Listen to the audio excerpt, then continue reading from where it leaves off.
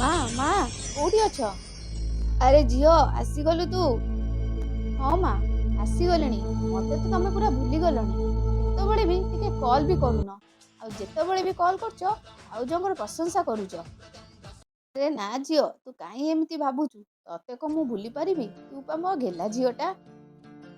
ଆଉ ଏମିତିରେ ବି ତୋ ଜାଗା କଣ କେହି ନେଇପାରିବେ? ମା ମୁଁ ଠିକ ଜାଣିଛି ତମ ମନରେ କଣ ଅଛି। ମା ସେତିକି ଥାଉ, କାହିଁକି ସେ ମିଛ ଆଶ୍ୱାସନା ଗୁରା ମତେ ଦଉଛୁ? ହଉ ଛାଡ ସେ କଥା। ମୁଁ ବୋହୂକୁ କହି ତୋ ପାଇଁ ଜଳଖିଆ ବନେଇ ଦଉଛି ହେଲା। ହଉ ମା ଠିକ ଅଛି, ତମେ ଯାଅ ଶୀଘ୍ର ଯାଅ। ବୋହୂ ଏ ବୋହୂ, ମାମୁନି ଆଇଛି, ତା ପାଇଁ ଟିକେ ଜଳଖିଆ ବନେଇଦେଲୁ। ମା ମୁଁ ତ ଏବେ ସବୁ ଜଳଖିଆ ବନେଇ ସାରିଥିଲି। ଆଉ ମୁଁ ଯାଉଛି ଖରାବେଳ ଖାଇବା ପ୍ରସ୍ତୁତ କରିବି। ଏବେ ଯଦି ଜଳଖିଆ ବନେଇବା ତିଆରି କରିବି ବହୁତ ଡେରି ହେଇଯିବ। ଗୋଟେ କାମ କରୁଛି, ଆପଣଙ୍କ ପୁଅକୁ କହିକି ବାହାରୁ ଜଳଖିଆ ନେଇ ଆସୁଛି। ହଁ ବୋଉ ତୁ ସେଇଆ କର। ତୁ ତ ଜାଣିଛୁ ମାମୁନିର ରାଗ, ଟିକେ ଡେରି ହେଇଗଲେ ଘରକୁ ଉଠେଇବ ପକେଇବ। ହଉ ପୁଅକୁ କହି ଗୋଟେ ଭଲ ଜାଗାରୁ ତା ପାଇଁ ଟିକେ ଛୋଲେ ଭଟୁରେ ନେଇ ଆସିବୁ। ଏ ଶୁଣୁଛ, ମାମୁନି ଆଇଛି, ଜଲ୍ଦି ଯାଅ ସେ ପାଖ ଦୋକାନରୁ ଛୋଲେ ଭଟୁରେ ନେଇ ଆସିବ। ଗରମ ଗରମ ଆଣିବ। ଆଉ ତମେ ତ ଜାଣିଛ ମାମୁନିର ରାଗ, ଭଲ କି ପ୍ୟାକ୍ କରିକି ଆଣିବ। ଯଦି ହବ ତା ସହିତ କିଛି ମିଠା ନେଇ ଆସିବ। ଭାଉଜ ଭାଉଜ ଇଏ କଣ ଶୁଣୁଛି? ତମେ ଭାଇଙ୍କୁ କହିକି ବାହାରୁ ଖାଇବା ମଗଉଛ? ତମେ ମୋ ପାଇଁ ଟିକେ ଛୋଲେ ଭଟୁରେ ବନେଇ ପାରିଲନି? ମୁଁ ଏତେ ଦିନ ପରେ ଘରକୁ ଆସିଛି, ତମେ ତ ମୋ ସହିତ କଥାବାର୍ତ୍ତା ଦୂର କଥା, ମୋ ପାଇଁ ଖାଇବା ବି ବନଉନ। ମା ତ ତମ ହାତ ରନ୍ଧାର ଭରି ଭରି ପ୍ରଶଂସା କରନ୍ତି।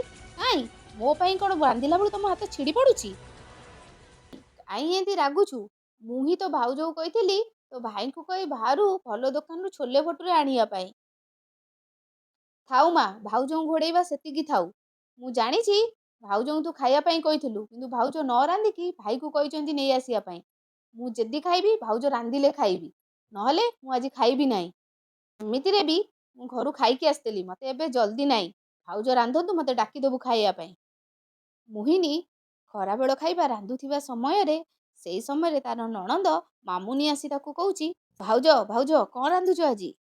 ନା ମାମୁନି, ଭାତ ତରକାରୀ ଏଇ ସବୁ ଜିନିଷ ରାନ୍ଧୁଥିଲି। ଆଉ ଭାଉଜ, ମା ତମକୁ ଡାକୁଥିଲେ, କଣ କାମ ଅଛି ତାଙ୍କର ତମ ପାଖରେ? ଏଇ ସମୟରେ ମୋହିନୀ ତା ଶାଶୁ ପାଖକୁ ଗଲା ସମୟରେ ମାମୁନି ଖାଦ୍ୟକୁ ନଷ୍ଟ କରିବାର ଉପାୟ ଭାବିଥାଏ। ମାମୁନି କହୁଛି, ମା ସବୁବେଳେ ଭାଉଜଙ୍କର ଖାଇବାର ଭରି ଭରି ପ୍ରଶଂସା କରୁଛନ୍ତି, କେବେ ବି ମୋର ପ୍ରଶଂସା କରୁନାହାନ୍ତି। ଆଜି ଏମିତି କାମ କରିବି ଭାଉଜଙ୍କର ପ୍ରଶଂସା ସେ ଭୁଲିଯିବେ। ଯାଉଛି ତରକାରୀରେ ଅଧିକା ଲୁଣ ମିଶେଇଦେବି, ତାପରେ ଯାଇକି ମାଙ୍କୁ କହିବି, ମା ମା ଭାଉଜ ଆଜି କେମିତି ତରକାରୀ ବନେଇଛନ୍ତି? ତରକାରୀ ନୁହେଁ ତ, ଯେମିତି ଲୁଣ ଡବା ତାପରେ ଓଜାଡି ଦେଇଛନ୍ତି। ଏଇଆ କହୁଥିଲୁ ସେ ଖାଇବା ଭଲ ରାନ୍ଧନ୍ତି ବୋଲି? ଏଇଥିରୁ ଜଣା ପଡିଲା ସେ କେତେ ଭଲ ରାନ୍ଧନ୍ତି। ତୁ ଖାଲି ତାଙ୍କର ମିଛଟାରେ ପ୍ରଶଂସା କରୁଛୁ। ଆଜି ମତେ ତାଙ୍କ ଯୋଗୁରୁ ଉପାସରେ ରହିବାକୁ ପଡିବ।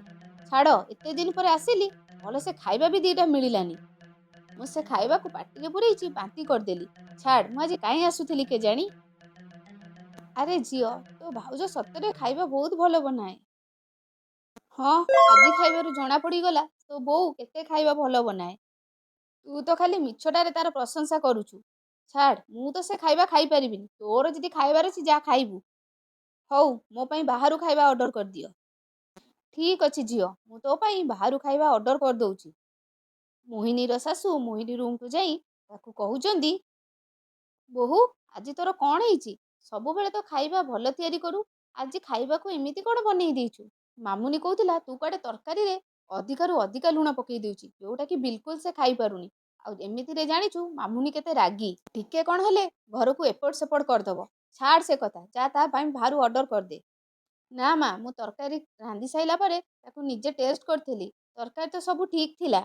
ହଉ ଛାଡ ସେ କଥା, ମୁଁ ତା ପାଇଁ ଖାଇବା ବାହାରୁ ଅର୍ଡର କରିଦେଇଛି, ବ୍ୟସ୍ତ ହୋନା। ଗୋଟିଏ ଦିନ ମଦନା ମୋହିନୀକୁ କହୁଛି, ମୋହିନୀ, ଆଜି ସନ୍ଧ୍ୟାରେ ତମେ ବାହାରିକି ଥିବ, ମୋ ସାଙ୍ଗର ଆଜି ବାହାଘର। ମୁଁ ଅଫିସରୁ ଆସିଲେ ସାଙ୍ଗ ହେଇକି ଆମେ ବାହାଘରକୁ ଯିବା। ଆଉ ଗୋଟେ କାମ କରିବ, ମୋର ଫେଭରାଇଟ୍ କଲର୍ ପିଙ୍କ ସାର୍ଟଟା ପିନ୍ଧିଥିବ। ଭାଇ କାହା ବାହାଘର ବିଷୟରେ କହୁଛୁ କି? ଆରେ ତୁ ମୋ ଫ୍ରେଣ୍ଡ ଶିବକୁ ଜାଣିନୁ, ଆମେ ଯୋଉ ଛୁଆବେଳେ ଆମେ ଖେଳନ୍ତି? ଠିକ ଅଛି ଭାଇ, ରାତିରେ ସବୁ ତମେ ମାନେ ଯାଅ।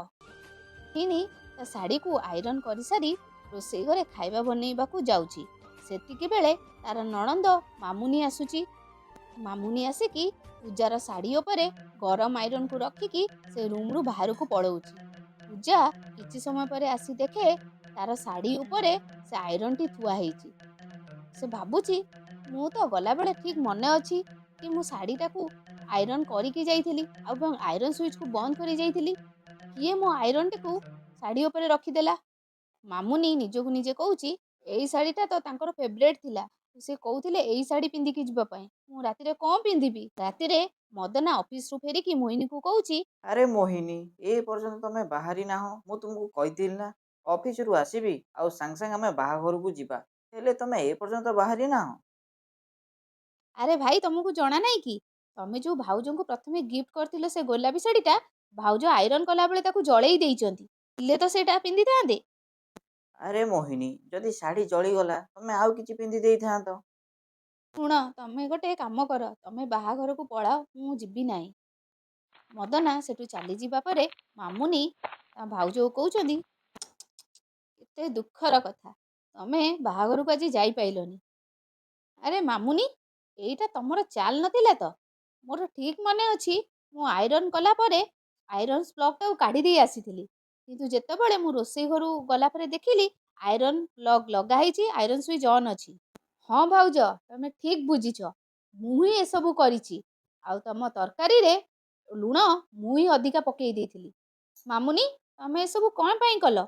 ତମକୁ ଏସବୁ କରି ତମକୁ କ'ଣ ମିଳିଲା?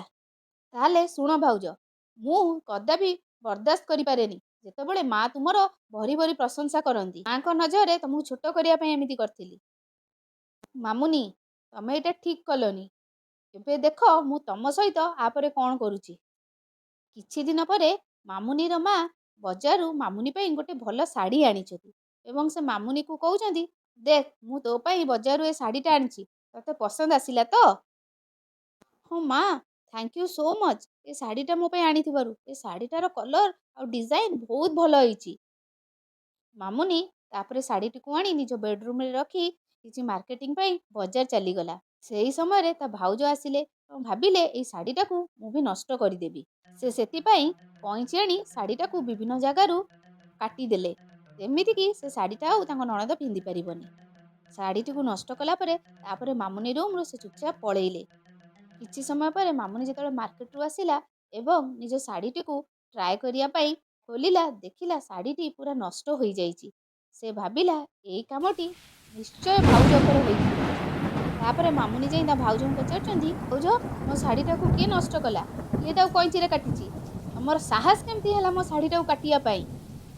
ଭାଉଜ କହୁଛନ୍ତି, ତ ଗେଲା ନଣନ୍ଦ, ଏତିକି ବୁଝିପାରୁନ? ତମେ ବି ମୋ ଶାଢ଼ୀଟାକୁ ତାକୁ ଆଇରନ୍ରେ ଜଳେଇ ଦେଇଥିଲ। ମୁଁ ବି ଆଜି ସେମିତି ତମ ଶାଢ଼ୀଟାକୁ କାଟିଦେଲି। ଏମିତି ଦୁଇ ଜଣ ଝଗଡ଼ା ଲାଗିଲା ପରେ ମାମୁନି ଯେତେବେଳେ ତା ବେଡରୁମ୍କୁ ଆସୁଥାଏ, ସେଥିରେ କିଛି ପାଣି ପଡ଼ିଥିଲା।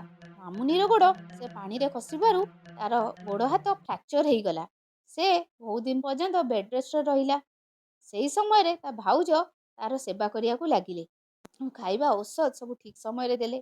ଏହି ସେବାରେ ତାଙ୍କ ନଣନ୍ଦଙ୍କର ମନ ତାଙ୍କ ଭଉଜଙ୍କ ପ୍ରତି ତରଳିଗଲା। ସେ ନିଜ ଭୁଲଟିକୁ ବୁଝିପାରିଲେ। ତାପରେ ମାମୁନି କହୁଛି, ଭାଉଜ ତମେ ସତରେ ବହୁତ ଭଲ। ମା ଯାହା କହୁଥିଲା ଠିକ୍ କହୁଥିଲା। କିନ୍ତୁ ମୁଁ ଈର୍ଷାରେ ତମକୁ ଜମା ସହିପାରୁନଥିଲି। ଆଜି ରିଅଲାଇଜ୍ କଲି ତମେ ସତରେ ମୋ ପାଇଁ ଗୋଟେ ସୁନା ଭାଉଜଟିଏ। ମୁଁ ତମକୁ ସବୁବେଳେ ବହୁତ ହଇରାଣ କରିଛି। ହବ ଯଦି ଭାଉଜ ମୋତେ କ୍ଷମା କରିଦିଅ। ମୁଁ ଆଗକୁ ଏମିତି ତମ ସହିତ କେବେ ବି କିଛି କରିବିନି। ଭାଉଜ କହୁଛନ୍ତି, ମାମୁନି ଛାଡ଼ ଏ କଥା। ନଣନ୍ଦ ଭାଉଜ ଭିତରେ ଏମିତି ଛୋଟ ମୋଟ ଝଗଡ଼ା ହୁଏ, ତା ବୋଲି ଆମେ କ'ଣ ତାକୁ ଧରିକି ବସିବା? ସେସବୁ ଭୁଲିଯାଅ ଏବଂ ନିଜ ଦେହର ଯତ୍ନ ନିଅ। କହିଲ ତମ ପାଇଁ ଏବେ କ'ଣ ଖାଇବା ଆଣିବି? ମାମୁନି କହୁଛି, ଥ୍ୟାଙ୍କ ୟୁ ଭାଉଜ, ମୋର ଏତେ ସେବା କରିଥିବାରୁ। Thank you.